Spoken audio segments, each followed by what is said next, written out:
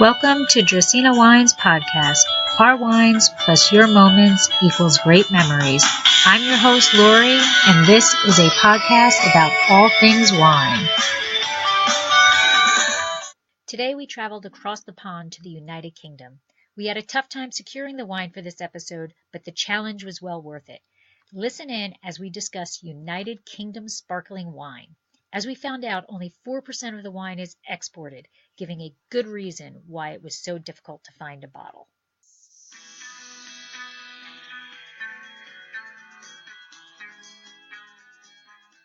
Welcome to Winephabet Street. Welcome. Yay! This was a tough one. We had to do a lot of thinking outside of the box for this one. These letters are getting tough. But we had initially were thinking of doing Umbria, but we've really done a lot of Italy and whatever. So I was really trying to strive, and I wanted to do UK bubbles, and then we weren't going to do UK bubbles, and then we are going to do UK bubbles. So I'm very, very happy. I'm very happy. This is my very first UK sparkling. So mine too. So I'm really excited to try it. But should we do Elmo first and then we'll drink? Yeah. Okay. Yeah. So let's get into our actual official starting.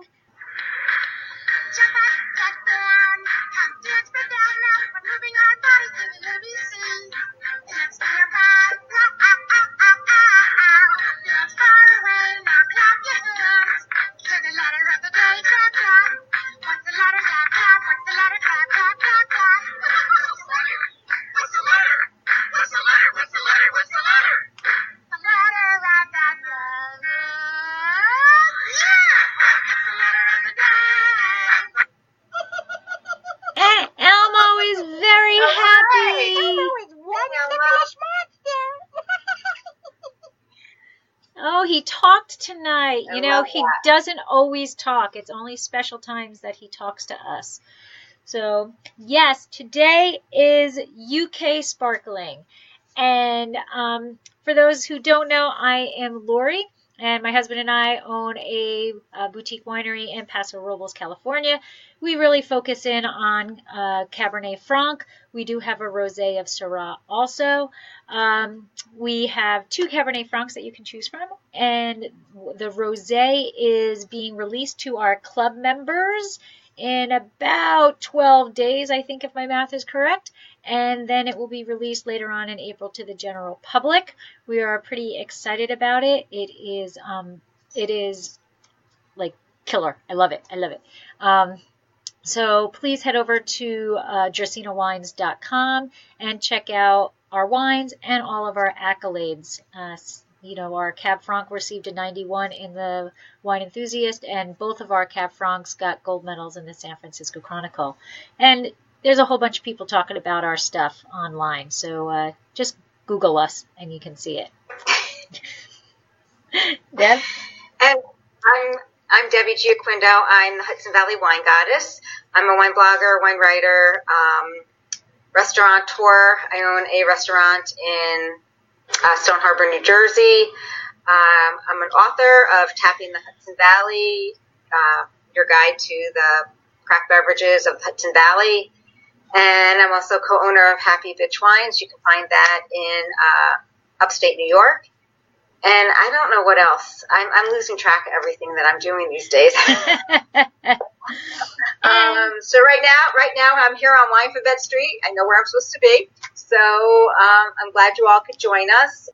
So one more thing that I want to announce is that at the time that this will be live, we are just 2 weeks away from our wine pairing dinner that will be at Kitchen 330 in Stone Harbor, hosted by Debbie. And we are excited that our wines will be pouring with the amazing food of Chef Gus. And we are sold out, but you can head over to kitchen330.com and sign up for the wait list. We hope to see you there, and we look forward to talking. It's going to take place on the top floor of the restaurant. What? And it's going to be a nice, intimate dinner. Come taste our wine and the amazing food that is being paired with it. So you know what time it is, Deb. I'm dying here. I'm dying. Here we go. We cheated. We poured. We opened. We did not savor. We did not savor. Slancha. It's got a little sweetness to it. Wow. Yours looks, I don't know if it's your color, but it looks like it's been aged for a while. It's got the little amber. Yeah, well, it has been. I probably got this 7 years ago from a wine judge. Yeah, so. Who moved over to judge a competition. There you go. There's some wine education for you right now. Anybody who's watching this is a young sparkling, and that is an older sparkling. That is what happens to white wines when they age. So, it does. It has a little sweetness to it. A little sweetness, but the acidity is like, my tongue is like salivating. Mine's kind of on its downward turn, I'll be honest with you. Yeah. I'm wondering about that. Yeah. There's a little kind of off notes in it, but it's not too terribly bad. It's definitely drinkable. Are you getting toasty? Are you getting toasty? Like, not yeast toast, like the caramel? Yeah, no, I'm getting a little toast. I'm getting a little of that, I'm at a loss for words. That age. But, yeah. All right. And I smell it more in the nose. But there's also a fruit flavor in the nose. Oh, okay. Well, you are supposed to serve sparkling well chilled. So I took this out about a half an hour ago. So mine is really still well chilled. So it'll be interesting to see what it evolves into when it warms up just a little bit. Michael, thank you for joining us on No UK Sparkling in the entire northern portion of the state of California. It is not easy to come by at all. I have to give a huge shout out to Jessica Shinnick of Stu Leonard's in Farmingdale, because she got this bottle for me, and it was the last bottle they had in that store. So she pulled it off the shelf and she held on to it for me, and we did an exchange in Paramus Park Mall, in Paramus Park parking lot. So thank you, Jessica. I appreciate it so much. I appreciate that you grabbed that for me. But so why don't we get started talking about the history of UK sparkling? U is for United Kingdom sparkling wine. So, if I can get the right copy up here. They've been making wine in the UK for quite a number of years. In fact, the British have been making it for over 350 years. However, not from grapes grown in the UK. And there's really no clear data to know when the first sparkling wine was produced in the UK or in England from grapes that were grown there. So they used to, import them from across. I have some information about that. Oh, you did? You found that? I did. Go ahead, interject. Well, I'll do it when I get to mine, because I don't exactly know where it is in my notes. Okay. But they have pinpointed it to a specific person who was the first to plant them. Okay, so I might have that in mind. So let's see here. So, it is noted that Christopher Merritt, who is an English scientist and physician, in 1662 said that adding sugar before bottling could sparkle any wine. So that was, I think, the whole start of how the English decided to make their wine sparkle. Then, in the Honorable Charles Hamilton, he owned a place called Painshill Place between 1741 and 1779, and he planted a vineyard and grew Pied Rouge, Muscat Blanc, Muscat Rouge, Gillian Blanc, and Savoy. And he employed a French Huguenot refugee named David Genste to take care of the vineyard and make the wine.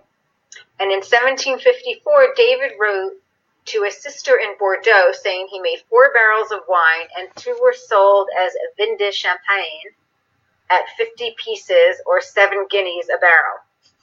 By 1775, Hamilton, he had lost the property and moved. I couldn't find out really what had happened, but he had lost the property and moved. In 1946, a viticultural research station was founded in, am I not in the right slide here? Hold on a second. Nope. In 1946, a viticultural research station was founded at Oxted, Surrey, by a Ray Barrington Brock, and he is said to be the founding father of the modern wine industry in Britain. In the 50s, the first record production of sparkling wine was made by Ray and his partner Edward Hames. In August of 1960, Brock put on the station's first official trade tasting that included English sparkling wine. So in 1966, a gentleman named Nigel de Marsac Godden planted his first vineyard at Pilton Manor in Somerset. And Graham Barrett in 1967 planted Felstar Vineyard in Essex. And they were the first commercial producers to make bottle-fermented sparkling wines. The main varieties were Muller-Thurgau and Seyval Blanc at the time. So it's thought not documented that those were the varieties in the sparkling wine because they didn't label it. Kind of like my bottle of wine. But anyway, during the 1978 English Wine of the Year competition, the 1976 Felstar Method Champenois won a silver medal, and a non-vintage Pilton Manor Demarque Brut Method Champenois won a bronze. Now we'll take a look back in 1951. Sir Guy Salisbury Jones at Hambledon was a wine lover, and he suggested to his stepson John to consider planting a vineyard in the field below the house.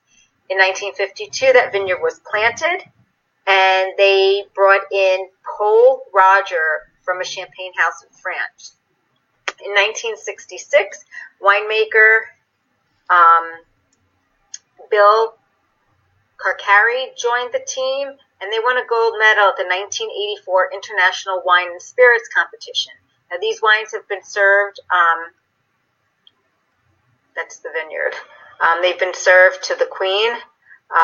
They've been served in Parliament. They've been exported to the U.S. and Japan. And here we have David and Linda Carl Taylor, who began their vineyard in Westfield on a 21-acre farm in 1971, mostly German varieties, because they felt that they were able to ripen in a cool environment. And most of the grapes they grew, they were sent to Lambhurst Vineyards for winemaking. And in 1990, they planted an additional 16 acres. And in 1994, they had their largest crop ever, and so they decided to make their own sparkling wine with the second fermentation in the bottle. And in 1988, they released their first sparkling wine. The vintage sparkling wine won a gold medal at the Concours European d'Ivoire Vins, and it beat 1,800 champagnes and sparkling wines made in the traditional method from around the world. Today, their son Alex is the winemaker, and they're keeping it in the family business. So as wine regions begin to, get noticed, other established wineries, houses, decide that they want to come in and partner with people. So Tattinger crossed over and became the first Grand Marquis Champagne house to plant vines in the UK at Domaine Everon in Chilham, Kent. They've been working with leading UK viticulture consultant Stephen Kelton, and they anticipate their first English sparkling wine to be released for Domaine Evermund in 2023, following 3 years aging in the bottle. The domain Evermund is an endeavor between Champagne Taittinger and Hatch Mansfield. Is that your wine? Is that your bubbles? No. Hattingly. Okay, combining their family philosophy. Pierre Emmanuel Taittinger believes that the combination of the chalk soil, the climate, and topography in Kent are ideal for producing sparkling wine. And they want to produce 300,000 bottles. Just a few. Yes, just a few. So here I just wanted to touch on a few of the wine growing regions, the 3 areas, main areas. Wine is grown all throughout England, but these are the 3 main areas. Sussex, it's in the southeastern corner of England. It's the sunniest of all the regions, and it experiences less rain. They have limestone chalk soils, which allows the region to produce really good grapes for sparkling wine. The cool climate helps keep the acidity for the sparkling wine. And then we have Kent with the iconic white cliffs of Dover from the coastline that form the coastline of Kent. Kent's a little bit warmer, and it has the chalk limestone soil. South-facing orientation of the vineyards helps maximize the daylight hours. And Surrey. Here the soil is chalky, made up of the remains of ancient marine fossils. It is where the second Champagne house invested in the land. Pommery and Hattonley Valley partnered to produce sparkling wine. Surrey is home to the largest producer in the UK, Denby Estates. So that's yours, and Hattingley is mine. Yeah. And there's a couple of other regions to watch. Hampshire to the west of Sussex is home to UK's first modern commercial vineyard, and East Anglia, which is north and east of London, and southwest England. So these are the grapes that are planted. And they talk about the sparkling wine productions. So these are the top grapes planted in England. We have Pinot Noir, Chardonnay, Pinot Meunier, Bacchus, Syrah Blanc, Pinot Blanc, Reichensteiner, Muller Thurgau, and then there's some others. But there's 71.2% of the wines are sparkling. And that accounts for the Chardonnay, Pinot Noir, and Pinot Meunier. And here we have 68%, 4% of all English wine is exported. So that's not a lot. That's why it's so difficult to get. No. And the different wine styles, there's 32% of them are still wine, and 68% are sparkling wine. So I did find a really great, so that's it for me. So it really is, I didn't get into it very much, but really the whole reason why United Kingdom sparkling is coming into its own fruition is because of climate change. I mean, you've got to acknowledge that there's something going on.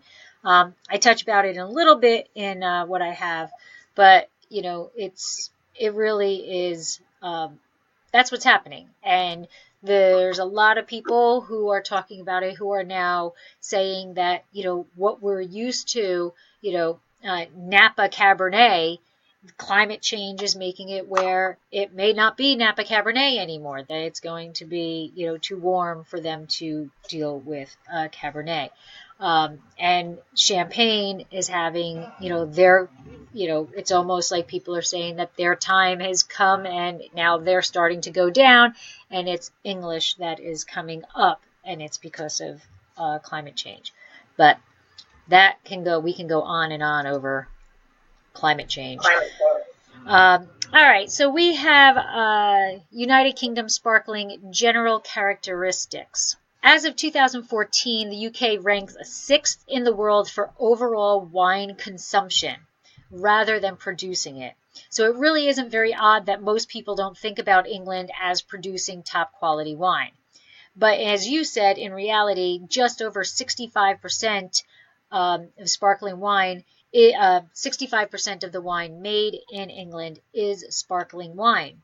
And with the climate change, the fruit is being able to hang on longer, and we're starting to see quality fruit coming out of these regions.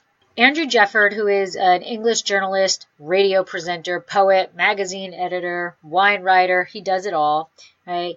He wrote that what once had been regarded as a harmless eccentricity has become, over the last decade, one of the wine's world's most promising developments. The Wine and Spirits Trade Association projects that English sparkling wine production will actually double by the year 2022 to approximately 10 million bottles annually. And with that increase, as you said, it's only like 4 or 5% that is being exported now. By 2022, they're expecting of that 10 million bottles, quarter of those bottles to be exported. So we are going to start to see more and more UK sparkling here in the United States.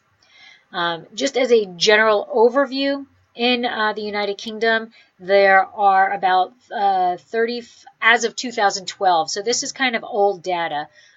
There's 3,500 plus acres, which is just over 1,400 hectares of vineyards. There were 128 wineries. And the first vineyard, which you had said also, was the Hambleton Vineyard in Hampshire, and that was established in 1951. The majority of viticulture takes place, as you said, in the southern region where the climate is slightly warmer and drier. Whether you are on, here we go, whether you're on the side that global warming is happening or it's not happening, something is going on that's making these grapes change their ability to ripen. So what's happening is that the annual temperatures are starting to rise to the point where the grapes are no longer having the issues that they used to have in terms of ripening. The best regions for viticulture are along the southern strip of the England's coast, and it's basically from Cornwall to Kent, which is what you said. So that's pretty much the same map, just a little bit broader of where some more regions are that you did talk about. Grapes used in the United Kingdom sparkling are the same three that are used in Champagne: Pinot Noir, Chardonnay, and Pinot Meunier. And additionally, they have their own grape variety, which is Reichschauen Stunner, which is actually the 5th most planted variety in England. And it is an extremely high acid German crossing. So, I mean, to me, that's not really a shock. You're not putting anything that's in a champagne that isn't high acid. When you're tasting a sparkling, it's going to be high acid. So they're using Champagne's main 3 grapes plus their own varietal. However, England sparkling winemakers, although they're using those grapes, they don't want their wines to be like French champagne. They don't want to be really compared to champagne. They want to excel. They want to exceed what champagne has done. So English sparkling has their own niche, and what they feel their niche is freshness. So what they like to say about their sparkling is that it is an electric jolt of acidity infused with bracing minerality and orchard fruit. So the quality of fruit can be highlighted thanks to climate change, with the fact that we are now getting, or they are now getting, a long, cool growing season. And what's happening is that in July and August, the temperatures are cooling, but the September is warming. So it has interesting implications for the hang time and allowing for the phenolic ripeness that allows those fruit on the vines to really get the full fruit flavors that they could get, or that they couldn't have gotten previously. On the nose, what you can typically expect is a toasted caramel brioche aroma with hints of apple, pear, apricot, candy almonds. To the taste, it is rather similar to champagne, and it is the similar method. They do traditional method. So it offers a clean, crisp, and refreshing acidity, and again, that candied brioche finish. England and the Champagne region actually have very similar climates, with England being just slightly cooler. And again, now that's starting to change. So they are cooler now, but as the global warming continues, it's going to increase. So global warming is playing a big part in the agriculture, and it is expected that the warmer weather will continue to increase the quality of the grapes in England. The terroir in these regions of England is very, very similar to Champagne, and the major English sparkling wine regions in the southern England, like Kent, East Essex, and Hampshire, they all have the similarity of the chalk that's beneath the soil. So in England, there's the English Channel, and this has a great impact on the vine growth and the distinct qualities of the grapes in both Champagne and the southern part of England. UK is far more influenced by its coastal environment than Champagne could ever be, but its proximity to the coast is actually what makes the grape growing possible. Climatically, the UK can certainly be described as marginal. It is on the 51st parallel, so that's kind of interesting because that's really starting to show this global warming thing. So if you look at the main grape growing regions of the world, they lie all between the 30 and the 50 parallel. So England is at the 51st parallel. So now we start to see the big picture, right? They're just out of the norm for it. But with global warming, they're starting to get warmer and warmer, and the 51st is now becoming what was the 50th. So it makes complete sense. And that is what I have for general characteristics. Very good. Thanks. It's interesting how this wine region is starting to evolve. Yes. You know, it really is. And how, you know, some of the French houses are coming over. Mm-hmm. Because they're trying to jump on the bandwagon before it gets. Because, again, if you think about it at 51, parallel, it's not a good grape growing region. Is it horrible? No, you're one latitude off, so it's not a big deal. Uh-huh. But it's like getting into the Kickstarter. They're trying to get in before it becomes a big thing. And right now, it's so difficult to get the sparkling wine here in the United States, which we all have seen how difficult it is to get.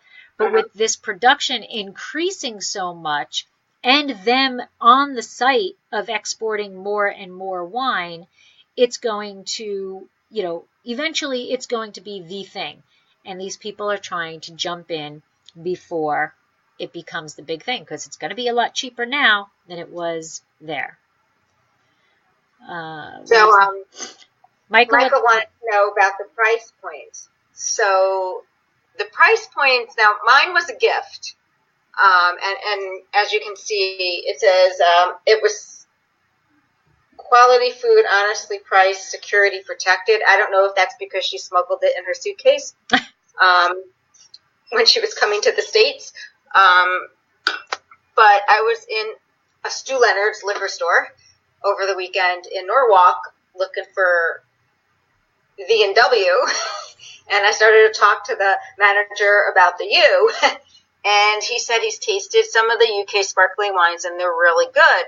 He said, but the price points are very comparable to, champagne. So if you're going to buy a sparkling wine, and for $30, if you can get a bottle of champagne versus a bottle of sparkling wine from the UK, you're gonna go with that champagne. So for that reason, he said that that's why they don't carry it, right. because of that reason. So right. So when you think about it being only 5% of their wine is being exported, that's not a lot, right? So it's being spread very thin here. So there is a competitive price for it, and the way I think Americans think is they're going to walk in and champagne, I can get champagne for $45, right? So Michael, that my bottle, Hattingly, is $45. I did receive it as a sample, as a gift also, but it's listed for $45.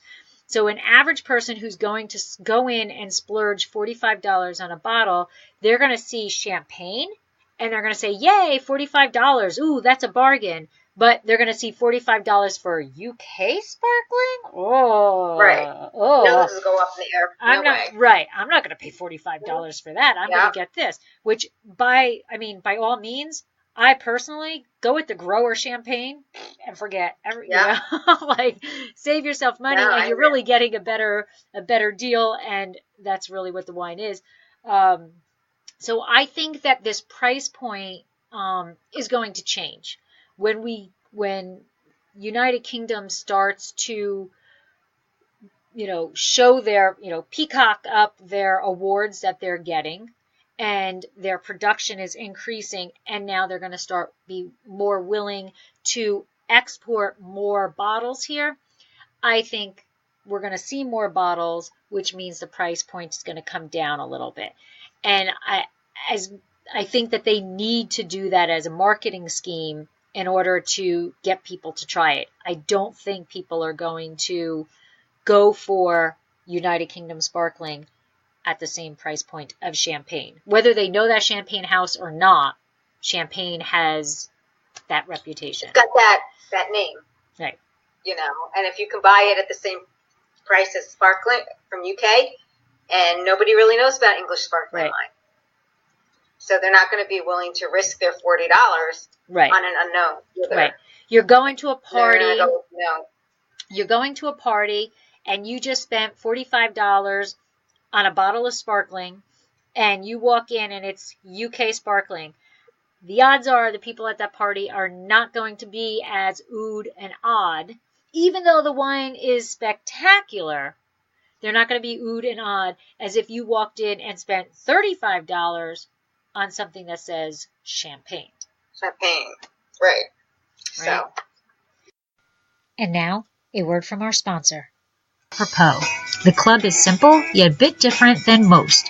When you wager on us, we will ship you 3 bottles of wine twice a year, once in April and once in September. You can choose all red or mix of red and rosé. You immediately receive 15% off of all your wine purchases throughout the year, but what makes our club stand out is the progressive discount. Let your club membership ride into the next year. Your discount increases. Each year you parlay your membership, you receive an additional 5% off up to a planned maximum of 25%. Your club shipments are discounted to a flat $15, plus we'll cover your club shipping cost for your second shipment. That's $15 house money in a sure bet for you. So please head to our website, dracaenawines.com, and find out all of the benefits of joining the Chalk Club and how to sign up. We've stacked the odds so that you can get our award-winning wines without breaking the bank. So do you want to talk about your Sure, absolutely. So once again, I would love to give a huge shout out to Jessica Shinnick of Stu Leonard's in Farmingdale, New York. She got this for me, and thank you. So this is my bottle. Okay, so this is a Haddingly Valley Classic Reserve. And it weighs in at 12% alcohol. Okay. And as I said, I received it as a gift, but online I found it to be about $45. All right. So Haddingly Valley was actually founded in 2008 by Simon and Nicola Robinson, and they are in Hampshire, England, with its chalky soils and climate ideally suited for sparkling wines. So they actually planted their first 7.3 hectares on the south-facing site, and they did Chardonnay, Pinot Noir, and Pinot Meunier using laser-guided planting technology. I do not know what laser-guided planting technology is, other than maybe they had one of those laser levels and they could see the... Bless you. Thank you. They could see, whatever. So today they have about 24 hectares, which is about 60 acres of vines across 2 sites. So they are actually led by, a female winemaker, Emma Rice. And Haddingly sparkling wines are all made in the traditional method with the highest quality standards. Highest quality standards, and they are part of the leading movement for English sparkling wines. They are part of it. So Hampshire, England itself is located in the central south. Hampshire benefits from the chalky limestone soil and the cool climate conditions that are very, very similar to Champagne. Hampshire is home to the first established commercial wine producer, which, as you said, was founded in 1951. And the best vineyards tend to be south-facing, which benefits from the sun exposure. So this wine here, the Hattingley Classic Reserve, is actually 48% Chardonnay, 33% Pinot Noir, 17% Pinot Meunier, and then 2% actually Pinot Gris.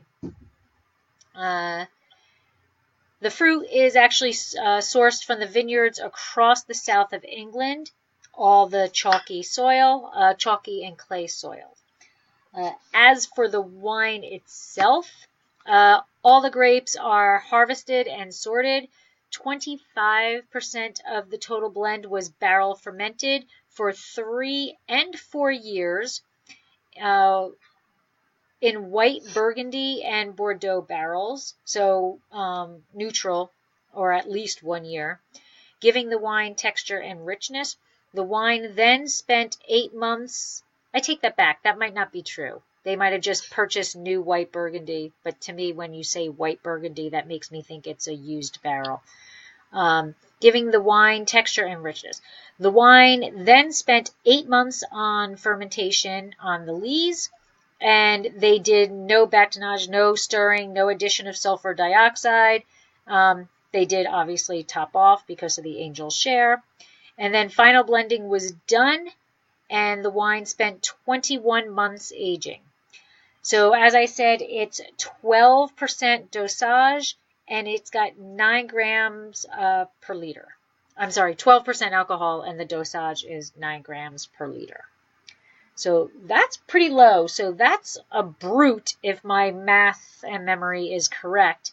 But this has a hint of sweetness to it for me. I do get yeast. I do get the toast. But it is like apricot, fresh, like like jam. No, I take that back. Not jam. Like an apricot. If you just bit into that apricot, that that's what it's got. Just the apricot. Yeah, and it's got some apple to it. I don't know. I like it, but in all honesty, and Mike thinks this is hysterical. In all honesty, I am not a champagne fan. I like it. I don't like that toast, that yeast, that. I get you on that. Paul loves it. Yeah, I'm not that big. I don't like it big and bready. Right. I like hints. Right. Subtle hints. Right. So I'm more of a sparkling that is done in the traditional method. But again, I'm going back to I will take a grower champagne because I find more grower champagnes that I like, and I don't know why, because they're doing it in that same method. And it's from the same area. It is the same area, but there's whatever they're doing, they're not so much. But when I walk through a store, I don't really go to the champagne. I don't really go to the champagne aisle. I'm more of a sparkling fan. But that is my wine. Okay. So my wine is from Denby's. Do you get the chocolate? Here's my bottle. Now this was a gift. I used to drive one of the wine judges from the Classic back to Poughkeepsie because her sister lived in Dover or Pauling. And 1 year she brought me this back. And I think I waited too long. She wanted me to try the sparkling wine. And, just sat in my cellar. And I think it's definitely on the downside. So I think in its prime, this was probably really, really good. That's actually, that's almost a dark amber or medium amber there. It is. It smells like it's old. I don't know how else to describe it. Like there is that off notes in it, but it's not completely, like there's other stuff fighting to get heard. So it's not totally. It's not gone, but it's on its downside. But it's definitely on its downside. And they make this only with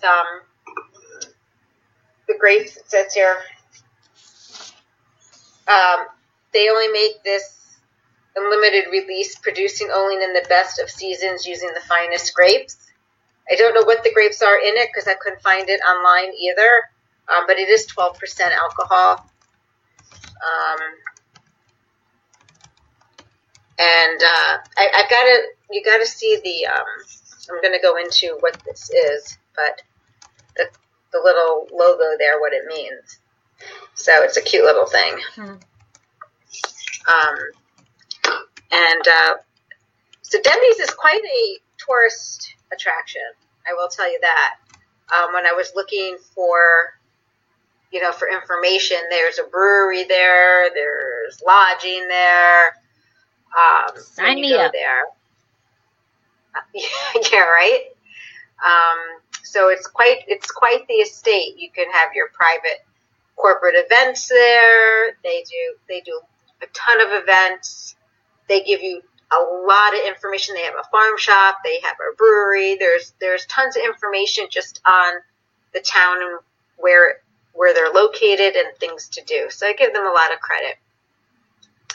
But the Denby's was sold to Jonathan Tyers. Let me go back. So the first owner was Mr. Wakefield, and he sold the property to Jonathan Tyers, who sold it to Thomas Cubitt in 1850. And it was in the Cubitt family until 1984. So that's quite a long time. In 1984, Denby's was purchased by Sir Adrian White, who is the founder of the British engineering company Bywater. In January of 1986, they planted their vineyard. And let me tell you, the Queen visits this place a lot, or has visited this place a lot. I'm not going to tell you how many times because it would just bore you. But the royal family visits this place. In January 1993, the winery opened. They have a 2000 gallery restaurant, a 2001 farmhouse bed and breakfast. In 2001, the gallery restaurant opened. In 2001, the farmhouse B&B opened. In 2004, the Queen came back. In summer of 2009, James May's Lego house was built in the vineyard. Lego house? Like Legoland? Like Legoland? Kids Legos, yeah. Right. So in January of 2010, the first English Sauvignon Blanc was planted at Denby's. 2011, Camilla came to visit. See, the royal family likes this thing. So the estate has 627 acres, 200 of which are woodlands, and 10 estate houses, and 265 acres are planted with grapes. The vineyard is situated in the Surrey area, North Downs, in the town of Dorking. So I'm not sure if that's the right way to say, like, the address or towns and, areas. But they do have the famous chalky soil. They have south-facing slopes with a warm microclimate. So it's kind of ideal, they find, for growing grapes. Let me talk a little bit about the logo on the bottle. So you saw the stars. Let me see here. So there's the hand and the stars. Let me get so I can see. Okay. The hand and the stars. Okay. So the stars represent the fresh and exciting opportunities they add to their diverse products and services. And the hand reaching towards the stars represents their desire to strive for 5-star excellence. And the hand itself represents the unique and personal relationship they value with everybody involved in Denby's. So, if you're in the UK and you're in the Surrey area, I definitely would check this place out. They have things going on all the time. They have a bed and breakfast, restaurant, brewery. I mean, I think the brewery's in the town. They've really got it all. As far as the taste of the wine, it tastes like it's on the downside. But then there's like this twang at the end, like of a citrus, okay. Trying to show itself. So I'm just sad. Sometimes, this happens when you sell our stuff and you forget you have it. And there's nothing you can do about it. It worked out well because now you had a UK sparkling for this. Well, I did. I had the UK. I remember I said, I don't know if it's good. And I could have sworn Paul and I had drank it, but obviously we did not. So the other thing I wanted to point out was both Debbie and I, not that people who are listening to the podcast can know this, but people who are watching this on YouTube or live, notice that we are both drinking it out of a white wine glass. Okay, so here's the thing. We all know that when you see it in the movies, everybody has, the old school is that, what the heck do they call that thing? No. The coupes. The coupes, right? So old school was the coupes, okay? Then we went to the flute. And if you actually study wine, they tell you that the proper glass to drink sparkling or champagne wine is to do a flute. It is not true. It is not true. You actually do want to drink a sparkling wine out of a white wine glass. You want to be able to capture the essences. So you don't want a red wine glass where all that essence is going to fly, go out where you can't get it into your nose.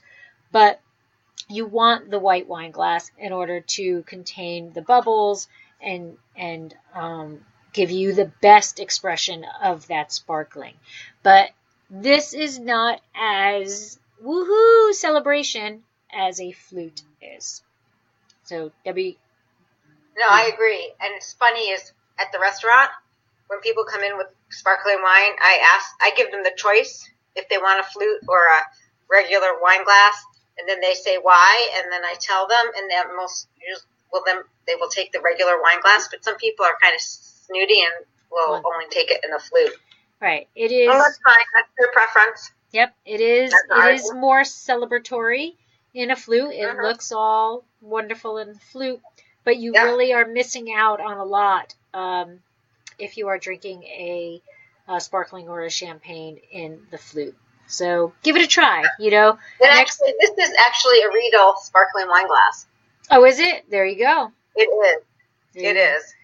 So, next time you go out and you buy a sparkling or, a champagne, do a side-by-side. Grab your flute and grab a white wine glass, or if you have the Riedel, sparkling glass, go ahead, and do a taste comparison, and you will see you'll have a much better experience in the smaller glass, not the flute.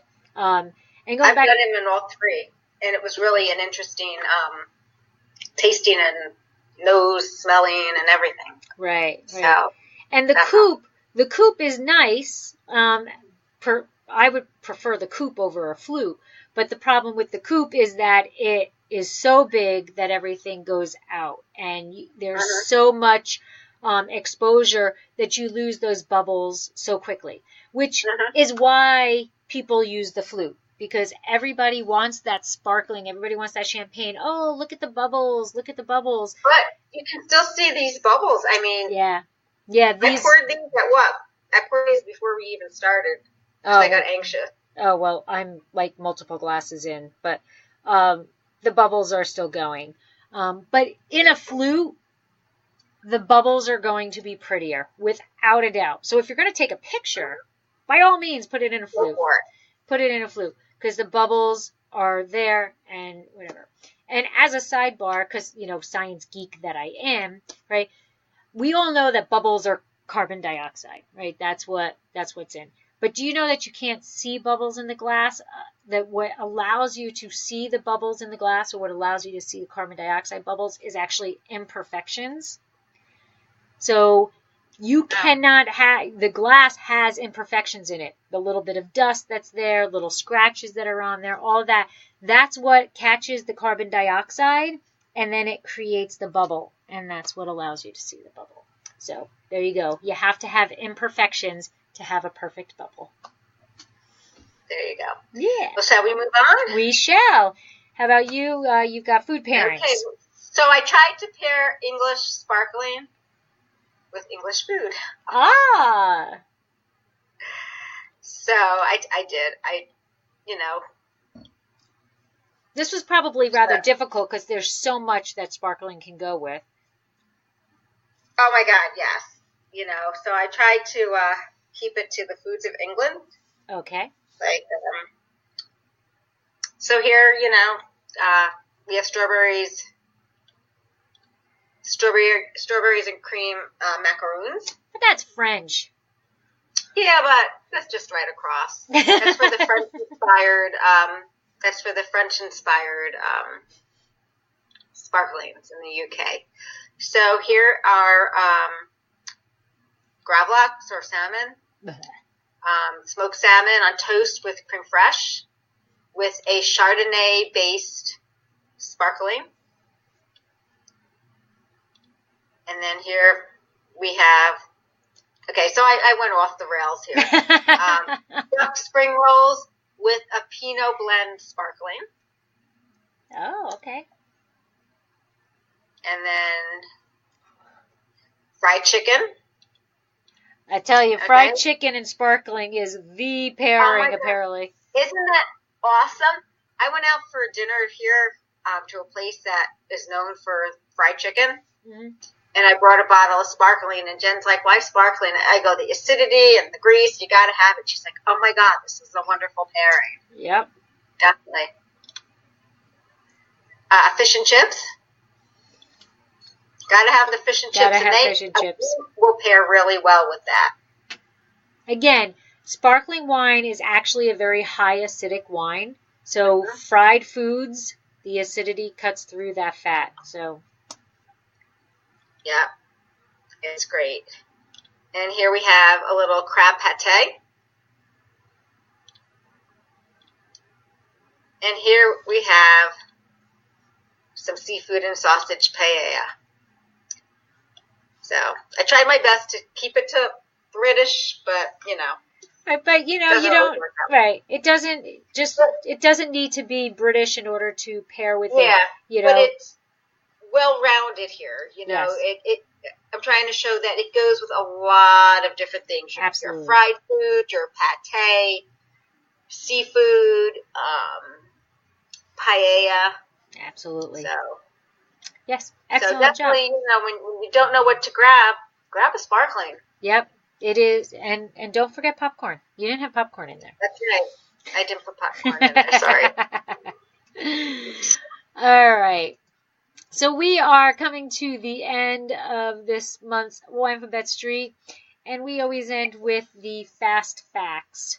So here we go. Buyer beware. British wine and English wine are not the same thing. Mm-hmm. A label boasting British wine is typically a sweet port-style or sherry-style wine made from imported grape concentrate. It is cheap, so, if you like it, good for you, but be aware that that's not the same thing. Okay? Know what you're buying. Late in 2015, Champagne House Taittinger announced its purchase of land in Kent, intending to plant Chardonnay, Pinot Noir, and Pinot Meunier on its newly acquired site. Taittinger is the first champagne producer to jump on the English sparkling boom and invest in the country's burgeoning wine industry. 1980s and early 90s, pioneering British producer Nightimber, followed closely by Ridgeview, took the bold and brave step of planting Chardonnay and Pinot Noir vines with the clear vision of producing top-quality sparkling wines. So that's what I had mentioned early on in the thing. They are actually the first people to plant with the clear perception of making a sparkling wine. So, fact number 4. Quality English sparkling wine will be made in the same traditional method that champagne is made in. It is typically from Chardonnay, Pinot Noir, and Pinot Meunier, and with a minimum of 9 months aging on lees, which is different, okay, because champagne is 12. And the 12 to 24 months is more common. So their regulation is 9 months, although most of the houses that are producing sparkling go over that. And in fact, the majority, I take that back, the majority of them are 12 to 24, and there are a few producers that actually go all the way out to 36 months.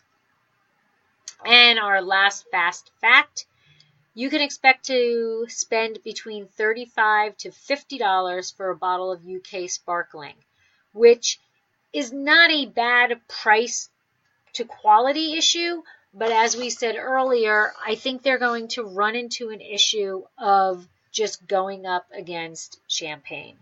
You can get champagne, so right? You can get champagne for that same price, and until they're the new kids on the block. Known versus unknown is really what it is. Right. And until they come and they do more education, and tastings and stuff.